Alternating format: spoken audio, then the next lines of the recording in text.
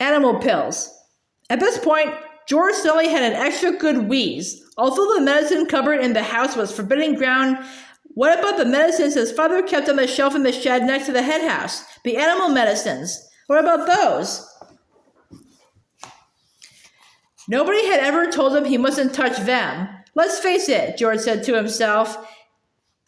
Hairspray and shaving cream and shoe polish are all very well, and they will no doubt cause some splendid explosions inside the old geezer, but what the magic mixture now needs is a touch of the real stuff, real pills and real tonics to give it punch and muscle.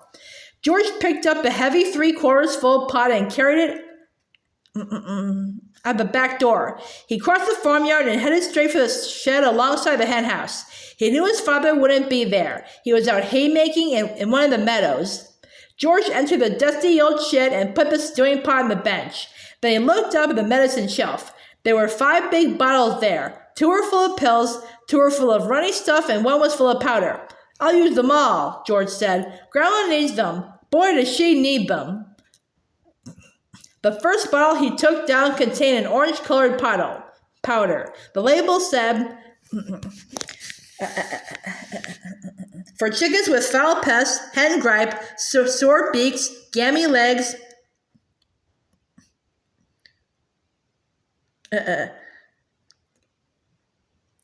cockroachitis, egg trouble, broodiness, or loss of feathers. Mix 1 spoonful only with each bucket of feed.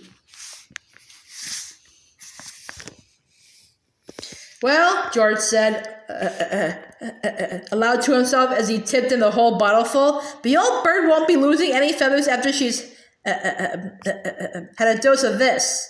The next bottle he took down had about 500 gigantic purple pills in it, for horses with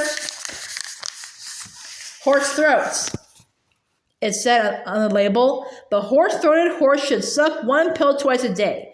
Grandma may not have a hoarse throat, George said, but she certainly got a sharp tongue. Maybe they'll cure that instead. Into the pot went the 500 gigantic purple pills. Then there was a bottle of thick yellowish liquid. For cows, bulls, and bullocks, the label said, will cure cowpox, cow mange, crumpled horns, bad breath in bulls, earache, toothache, headache, hoofache, tailach, and sore udders. That grumpy old cow in the living room has every one of those rotten illnesses, George said. She'll need it all. With a slop and a gurgle, the yellow liquid splashed into the now nearly full stew pot.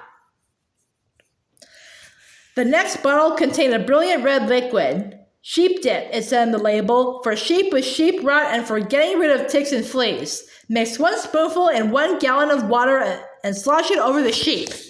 Caution, do not make the mixture any stronger or the wool will fall out and the animal will be naked. By gum, said George, how I'd love to walk in and slush it all over Grandma and watch the ticks and fleas go jumping off her. But I can't. I mustn't. So she'll have to drink it instead. He poured the bright red medicine into the pot. The last bottle on the shelf was full of pale green pills. Pig pills, the label announced, for pigs with pork prickles, tender trotters, bristle blight, and swine sickness. Give 1 pill per day. In severe cases, 2 pills may be given, but more than that will make the pig rock and roll. Just the stuff, said George, for that miserable old pig back there in the house.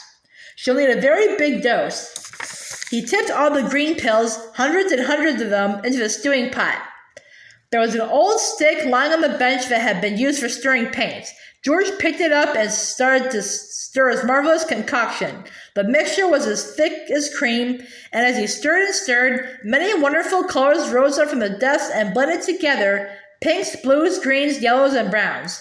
George went on stirring until it was all well mixed, but even so, there were still hundreds of pills lying on the bottom that hadn't melted, and there was his mother's splendid powder puff floating on the surface. I shall have to boil it all, George said. 1 good quick boil on the stove is all it needs. And with that, he staggered back toward the house with the enormous, heavy stewing pot.